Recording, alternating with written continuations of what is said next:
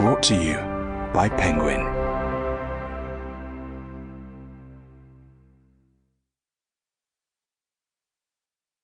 Think Clearly by Kiko Llaneras. Read by Neil Gardner. Introduction. You think data's something new? Not so fast. It has always been a basic element of science, which is our method of generating new knowledge. Pioneers of science devoted themselves to traversing the globe looking for specimens, like Charles Darwin on board the Beagle, so that they could order, categorize, and tabulate them. Record keeping was essential.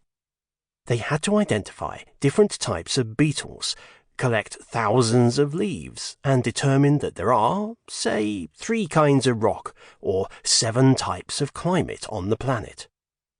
Others have collected our artifacts, such as hand axes or beads for necklaces, to measure, weigh, and date them, and then to extrapolate lessons about the people who possessed them. What did they dream about? What were they afraid of? Why did they paint in such inaccessible places? The difference is that data now surrounds all of us. Digitalization, which is the great transformation of the 21st century, has multiplied data to the point that it has become omnipresent. If you manage a small shop, you must keep track of your stock. If you're an executive of a truck company, you need to predict the price of fuel. And if you're a gardener, and you want your flower beds to bloom, you'll have to calculate how much to water them. There are very few jobs where you won't have to make calculations.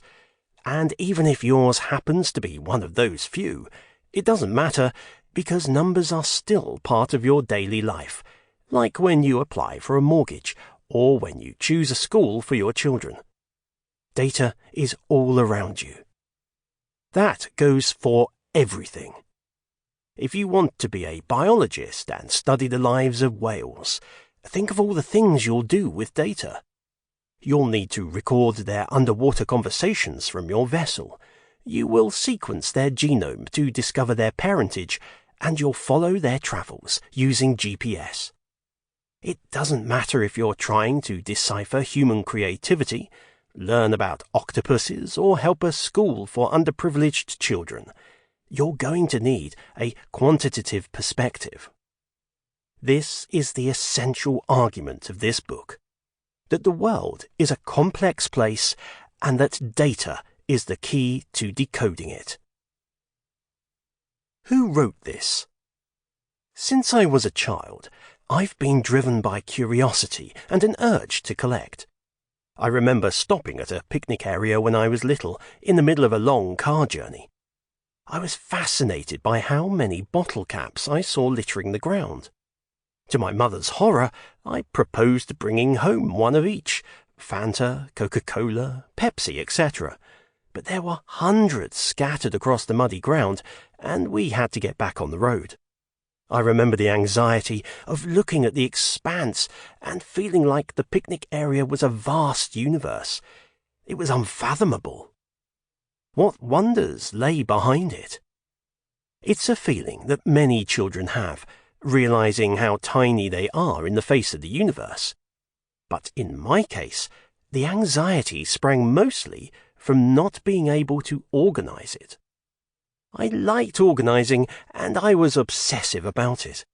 I made lists of everything, from comics I'd read to movies to watch, and kept impossible accounting to stretch my pocket money to buy a Sega Mega Drive.